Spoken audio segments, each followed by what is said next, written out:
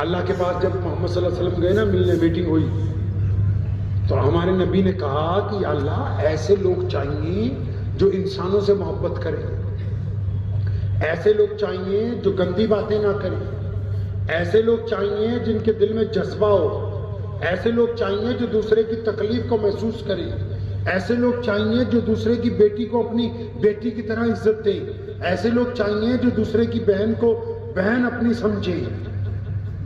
ہمارے نبی صلی اللہ علیہ وسلم مسجد نبوی میں بیٹھے ہوئے تھے نا، ایک لڑکی کو لائے صحابہ پکڑ کے، وہ لڑ پڑی تھی، تو دور سے دیکھا کہ اس کے سر پہ دوپٹہ نہیں ہے، تو محمد صلی اللہ علیہ وسلم نے اپنی رحمت والی چادر اتار کے اس کے سر پہ رکھنے کے لیے حکم دیا۔ تو ایک صحابی نے کہا یا رسول اللہ صلی اللہ علیہ وسلم آپ کی چادر تو بڑی مقدس چادر ہے، آپ یہ مت دیں، وہ دشمن کی بیٹی ہے، میں اپنی چادر دے دیتا ہوں۔ محمد صلی اللہ علیہ وسلم ناراض ہوئے، فرمایا آج تو کہہ دیا کہ دشمن کی بیٹی ہے، آئندہ مت کہنا، کیونکہ بیٹی صرف بیٹی ہوتی ہے، چاہے پھر وہ اپنی ہو یا پھر کسی اور کی ہو۔ سبحان اللہ، ماشاءاللہ۔ تو اللہ کے نبی نے اللہ تعالیٰ سے جب میٹنگ کی کہ یا اللہ بندے بڑھیا چاہیے پوری دنیا میں، ہمیں پوری دنیا میں اپنے سندیش کو پہنچانا ہے، اچھے لوگوں کی ضرورت پڑے گی، تو پھر اللہ نے نماز دی تھی۔ کیا دیا تھا جی؟ نماز۔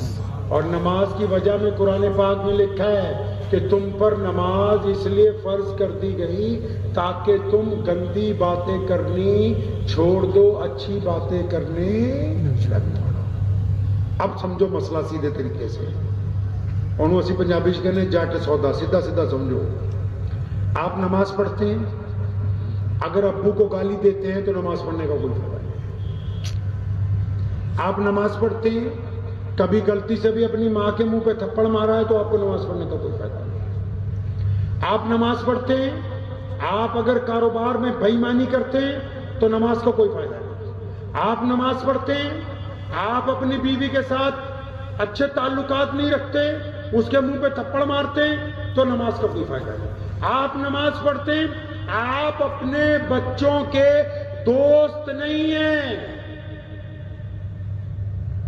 ساڑھے رواج ہے نا پنجاب سے، توڑے بھی ہونا ہے، اپنے بچوں کو تو گالی دیتے رہیں گے صبح شام، اور دوسرے کے بچے ملیں گے دے پپی جپی، بچہ بہت اچھا ہے، نماز پڑھ رہا ہے، اپنے بچوں سے دشمنی رکھتا ہے، نماز پڑھتا ہے، اپنے پڑوسی کا حق مارتا ہے، نماز تو پڑھتا ہے، اپنی بہن کے ساتھ نفرت رکھتا ہے، نماز پڑھتا ہے، اپنی دوست سے دل میں جلتا ہے، تو پھر کس کم وقت نے کہا یہ نماز پڑھتا ہے؟ نماز تھوڑی پڑھتا ہے، دکھاوا کرتا ہے۔ ہم نے اپنے والد صاحب رحمت اللہ علیہ سے ایک دن پوچھا کہ اگر ہم نماز پڑھنے کے باوجود گناہ نہ چھوٹے تو کیا کریں؟ تو فرمانے لگے بیٹا اس وقت تک اچھی طرح نماز پڑھنے کے لیے کوشش کرتے رہو جب تک تمہاری نماز تمہیں گناہوں سے روکنے والی نہ بن جائے۔ تو نماز کس لیے ہے بھائی؟ اللہ کی عبادت کے لیے؟ پہلے نماز اس لیے کہ رسول اللہ صلی اللہ علیہ وسلم چاہتے ہیں کہ اللہ کے ایسے بندے بن جائیں جو اللہ کی مخلوق کے لیے رحم دل ہوں۔ آپ ڈاکٹر بن سکتے ہیں، آفیسر بن سکتے ہیں، آپ کسی بہت بڑے شہر کا ذمہ دار بن سکتے ہیں، آپ وزیر بن سکتے ہیں، انجینئر بن سکتے ہیں، آپ بڑے اچھے عالم بن سکتے ہیں، بزرگ بن سکتے ہیں، پیر بن سکتے ہیں، آپ بلینئر بن سکتے ہیں، ارب پتی بن سکتے ہیں، آپ بہت اچھے مقرر بن سکتے ہیں، لیکن میرے محمد صلی اللہ علیہ وسلم نے کہا کہ اگر آپ کے دل میں کسی کا دکھ دیکھ کے درد نہیں ہوتا، اگر آپ کی آنکھوں میں دوسرے کے آنسو دیکھ کے آنسو نہیں آتے، تو اس کا مطلب یہ ہے کہ آپ ایک اچھے انسان نہیں بن سکتے ہیں۔ تو ذہن نشین کریں کہ نماز کیوں بنائی؟ تاکہ اچھے لوگ آئیں سماجک ویوستھا میں، اور مسجد بھی اسی لیے بنائی تاکہ ہم لوگ اکٹھے ہو کے نماز پڑھیں، کندھے سے کندھا جوڑ کے پڑھیں، آپس کی نفرت ختم ہو جائے، برادری بات ختم ہو جائے، نحوست ختم ہو جائے، ایک دوسرے کی دکھ اور تکلیف کو آپ محسوس کرنے والے ہیں۔ ہمارے نبی محمد صلی اللہ علیہ وسلم کیسے ہیں؟ دیکھیں نا محمد صلی اللہ علیہ وسلم مسجد نبی صلی اللہ علیہ وسلم میں بیٹھے ہیں اور باہر ایک بوڑھی عورت آئی، محمد علیہ السلام نے اس کو دیکھا تو اٹھ کے فوراً اس کے پاس گئے اور السلام علیکم کہا، اماں جی کیا حال ہے آپ کا؟ اس نے کندھے پہ ہاتھ رکھ کے پوچھا کہ آپ کیسے ہو؟ فرمایا اماں جی پہلے بھی اچھا تھا، آپ آ گئی ہیں اور اچھا ہو گیا ہوں۔ لوگوں نے پوچھا یا رسول اللہ صلی اللہ علیہ وسلم یہ کون ہے؟ یہ تو دیکھنے میں کوئی شہزادی نہیں لگ رہی، کسی بڑے خاندان کی نہیں لگ رہی۔ تو نبی علیہ السلام نے فرمایا میری ماں ہے، یہ دائی حلیمہ ہے، اور یہ وہ ماں ہے جس نے پیدا نہیں کیا، صرف چند مہینے دودھ پلایا ہے، اس کے لیے بھی میرا نبی صلی اللہ علیہ وسلم اٹھ کے تشریف لے کے جاتے ہیں۔ آپ علیہ السلام ایک جگہ خیمے میں بیٹھے ہوئے ہیں، باہر سے کسی نے آواز دی اور ان کو سپاہیوں کو کہا کہ اپنے نیزے ہٹاؤ، میں محمد الرسول اللہ کی بہن ہوں صلی اللہ علیہ وسلم۔ اندر ایک غلام آیا، یا رسول اللہ ایک عورت باہر کھڑی ہے، وہ اپنا نام شیما بتاتی ہے، وہ کہتی ہے میں محمد صلی اللہ علیہ وسلم کی بہن ہوں۔ آپ صلی اللہ علیہ وسلم نے فرمایا میں تو اپنی ماں کا اکلوتا بیٹا ہوں۔ وہ کیا ہے؟ فرماتے وہ شیما ہے۔ فرمایا ہاں وہ دائی حلیمہ کی بٹیا، میری دودھ شریک بہن، ہم دونوں نے ایک ماں کا دودھ پیا ہے، بلاؤ۔ اب شیما آئی، بوڑھی ہو گئی تھی، اللہ کے نبی سے ملی۔ رسول اللہ صلی اللہ علیہ وسلم پہلے جب کوئی کام کرتے تھے صحابہ کو بلاتے تھے، مشورہ کرتے تھے، آج بہن آئی ہے، آج بہن آئی ہے، تو اپنے پیے کو بلایا، خادم کو بلایا، فرمایا نئی سواریاں لاؤ، کپڑے لاؤ، کھانے پینے کا سامان لاؤ، ان کے لیے تحفے لاؤ، تحائف لاؤ، راستے لیے خرد و نوش کا سامان اکٹھا کرو۔ سارا کچھ اکٹھا کروا دیا اور پھر اپنی بہن سے یہ بھی کہا کہ اگر میرے ساتھ رہنا ہے تو مدینے میں گھر لے کے دوں گا، خادمائیں رکھ دوں گا، کہ نہیں یا رسول اللہ واپس جانا ہے۔ اب اللہ کے نبی نے اتنا دیا، کئی سواریاں تیار ہو گئی تاکہ پھر یہاں کے مسلمانوں کو بتانا تھا، مدھیہ پردیش والوں کو، کہ اگر تمہارے گھر کبھی تمہاری بہن تم سے ملنے آ جائے تو بیوی کو پوچھ پوچھ کے 500 کا نوٹ نہیں نکالنا، محمد الرسول اللہ کی سنت ہے، جب بہنیں گھر آتی تو ان کو لاد کے واپس بھیجا جاتا ہے۔ یہ رسول اللہ کی سنت ہے۔ کائنات کا کوئی بھی شخص آج تک پیارے محمد علیہ السلام کی تعلیمات کے مقابلے میں پوری دنیا کے اندر کوئی نہیں ٹھہر سکا۔ کیوں؟ کیونکہ نبی علیہ السلام انسان کی سماجک ویوستھا کی بات کرتے ہیں۔ پیارے محمد علیہ السلام نے ان اصول و قواعدوں کی بات کی ہے کہ جب فتح مکہ ہوا، جب جنگ بھی جیت لی، تو میرا نبی پاور میں آنے کے بعد رحیم بن گئے، کریم بن گئے، شفیق بن گئے، پھر جو بھی آتا رہا محمد رسول اللہ صلی اللہ علیہ وسلم اس کو معاف فرماتے رہے ہیں۔ پیارے محمد علیہ السلام نے جو طریقہ کار کائنات کو عطا کیا، جو روش عطا کی ہے، دنیا اس کی مثال پیش کرنے سے قاصر ہے۔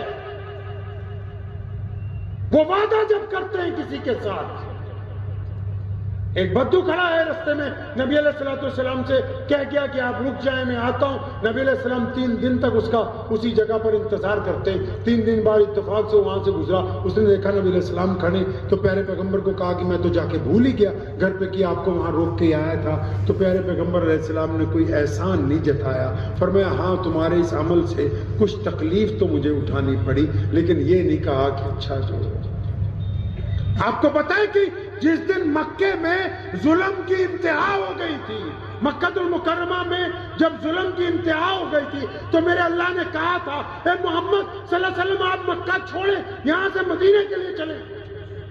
تو انہوں نے یہ بات اپنے ایک دوست کو کہی۔ پتہ ہے نا کون ہے دوست؟ محمد صلی اللہ علیہ وسلم کا دوست کون ہے بھائی؟ ابو بکر ہے۔ کون ہے جی؟ زور سے کون ہے دوست؟ ابو بکر صدیق۔ ابھی بھی پتہ نہیں لگا کون ہے دوست؟ ابو بکر صدیق۔ زور سے محمد صلی اللہ علیہ وسلم کا دوست کون ہے بھائی؟ ابو بکر صدیق۔ ابو بکر ہے۔ کون ہے جی؟ ابو بکر۔ زور سے کون ہے؟ ابو بکر۔ کون ہے؟ ہاں میرے والد صاحب نعرہ لگوایا کرتے تھے کہ مصطفیٰ کے ہم سفر، آپ نے زور سے کہنا ہے ابو بکر، ابو بکر۔ ابو بکر، مصطفیٰ کے ہم سفر، ابو بکر۔ ابو بکر۔ مصطفیٰ کے ہم سفر، ابو بکر۔ ابو بکر۔ اب نبی علیہ السلام نے ابو بکر کو ایک دن کہا کہ میرے دوست ہو سکتا ہے کسی دن ہم کو مکہ چھوڑ کے جانا پڑے، تم تیاری رکھو۔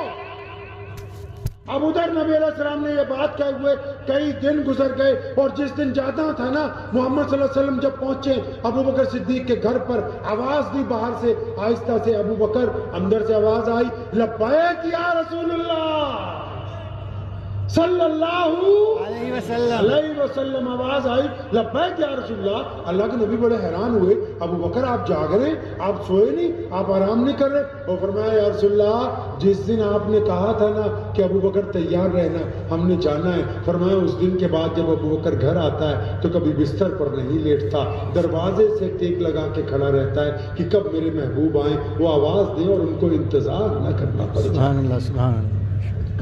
جب ابو بکر کے ساتھ نکلے تھے، جس دن مکہ سے محمد صلی اللہ علیہ وسلم مکے سے نکلے تھے، تو مکے میں ابو جہل نے، عتبہ نے، ولید نے، امیہ نے، عبداللہ بن جدعان نے، ابو لہب نے، ان سب بدماشوں نے اپنے کئی سو لوگ چاروں طرف پھیلا دیے کہ نعوذ باللہ محمد صلی اللہ علیہ وسلم کو ڈھونڈو، ان کو ہم جانے نہیں دیں گے۔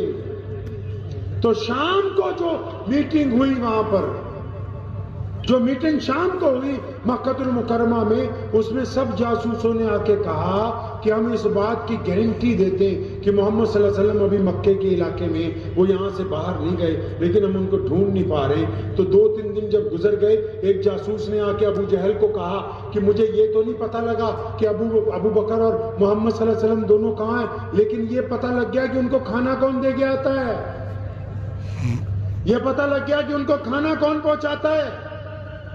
تو ابو جہل نے اسے پوچھا کون دے کے آتا ہے کھانا؟ تو کہنے لگے جی وہ ابو بکر کی جوان بیٹی ہے نا، اسماء بنت ابو بکر، وہ جا کے کھانا دے کے آتی ہے۔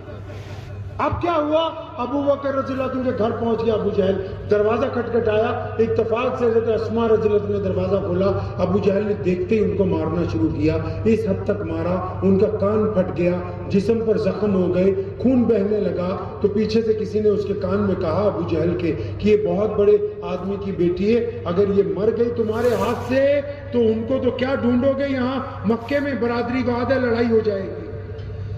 تو ابو جہل رکا، لیکن اس نے ایک بات پوچھی، آپ کو ایک بات بتانی ہے جو حضرت اسماء نے کہی رضی اللہ تعالیٰ عنہ۔ کون اسماء؟ ابو بکر کی بٹیاں ہیں۔ کس کی بٹیاں جی؟ ابو بکر رضی اللہ عنہ کی بٹیاں ہیں۔ تو جو اسماء تھی نا، ان کو ابو جہل نے اپنے سامنے کھڑا کیا، بہت مارا، زخمی ہو گئی تھی، کان پھٹ گیا تھا۔ تو وہ ابو جہل ان سے پوچھتے اسماء بتا نا کہ محمد صلی اللہ علیہ وسلم کہاں ہے۔ ابو جہل نے جب یہ سوال کیا نا تو سنو کیا کہتی ہے امت کی بیٹی، 24 گھنٹے موبائل پہ جھوٹ بولنے والی قوم، سنے دھیان سے۔ اسماء کو جب کہا ابو جہل نے کہ کہاں ہے محمد صلی اللہ علیہ وسلم، اسماء رضی اللہ عنہ فرماتی میں نے اپنے دل سے کہا اسماء تجھے تو کتنی بار پیارے پیغمبر علیہ السلام نے کہا کہ اسماء میرے بیٹی اسلام میں جھوٹ بولنا، ارے بولو تو صحیح، جھوٹ بولنا، میں نے کہا نا لوکل مفتی بہت ہے، اسلام میں جھوٹ بولنا حرام ہے۔ تو اسماء کہتی ہیں کہ میرے دل میں خیال آیا کہ اگر میں نے سچ بولا تو یہ نبی علیہ السلام کو نہیں نقصان پہنچائے گا جا کے؟ اور فرماتی ہیں کہ میں نے دل میں پھر یہ سوچا اسماء اگر آپ جھوٹ بولو گی تو نبی کے دین کا کیا ہو گیا نا مسئلہ کھڑا۔ سچ بولتی ہے تو نبی کی ذات کو خطرہ ہے، جھوٹ بولتی ہے تو نبی کے دین کو خطرہ ہے۔ اسماء کھڑی ہوئی ابو جہل کے سامنے پوری طاقت سے کہتی ہے مکے کے سردار سن لے آج میری بات کان کھول کے، کہنے لگی سن لے کان کھول کے بات، کیا اسماء کو پتا ہے کہ محمد الرسول اللہ صلی اللہ علیہ وسلم کہاں پر ہیں؟ لیکن رب کعبہ کی قسم تو اگر میری بوٹیاں بھی نچوا دے تو مجھ سے پوچھ نہیں سکتا کہ محمد رسول اللہ کہاں ہے۔ اور پھر جب ابو جہل چلا گیا تھک ہار کے، تو اسماء جب واپس گئی اپنے گھر میں، اپنی ماں کو نہیں کہا مجھے مارا ہے، اپنے بھائی کو نہیں کہا مجھے مارا ہے، دادا کو نہیں جا کے کہا مارا، پھر دوبارہ باورچی خانے میں گئی، کھانا تیار کیا، پھر باہر آ کے گھر کی سائیڈ پہ ایک جگہ بیٹھ گئی، مخبر کو دیکھنے لگی۔ جب رات کے پہلا پہر گزر گیا، دوسرا پہر گزر گیا، تنگ آ کے مخبر بھی جا کے سو گیا، پھر اسماء کھانا لے کے محمد رسول اللہ صلی اللہ علیہ وسلم کے پاس پہنچ گئی۔ سیدنا ابوبکر صدیق نے دیکھا تھا کہ بیٹی آج زخمی ہے، تو انہوں نے پوچھا بٹیا یہ کیا بات ہے، آپ آج زخمی ہو، کسی نے مارا؟ نہیں ابا جی لیٹ ہو گئے، آپ صلی اللہ علیہ وسلم کو کھانا دیجئے۔ محمد رسول اللہ نے سنا، انہوں نے پوچھا بیٹا بتاؤ تمہارے والد پوچھتے ہیں تمہیں کیا تکلیف ہے؟ تو اسماء نے کہا تھا کہ یا رسول اللہ صلی اللہ علیہ وسلم ابو جہل نے آپ کا پتہ پوچھنے کے لیے مجھے مارا ہے، لیکن رب کعبہ کی قسم میں نے اس کو بتایا نہیں ہے۔ نبی علیہ السلام نے دعا کی تھی، فرمایا میں نے سب کے بدلے چکا دیے، ابو بکر کے گھرانے کا نہیں چکایا، یہ کل قیامت کے روز میں اپنے رب سے لے کے دوں گا، ابو بکر کے گھرانے کو بدلا دوں۔ اللہ کو اتنا پسند ہے سیدنا ابو بکر صدیق رضی اللہ تعالیٰ عنہ کا محبت کرنا اپنے پیارے محبوب محمد رسول اللہ صلی اللہ علیہ وسلم کی ذات گرامی سے۔ اور پھر ایک عمل، صرف ایک واقعہ سنا کے آج کی گفتگو کو ختم کروں گا کہ آپ کو پتہ ہے کہ جس دن مکہ فتح ہوا تھا، کون سا شہر فتح ہوا جی؟ مکہ۔ اچھا مکے کے ساتھ ساتھ ایک مدینے کی آپ کو خاص بات بتا دوں، ہو سکتا ہے کچھ لوگوں کو نہ پتا ہو۔ آپ کو پتا ہے کہ محمد صلی اللہ علیہ وسلم مدینہ کیوں گئے؟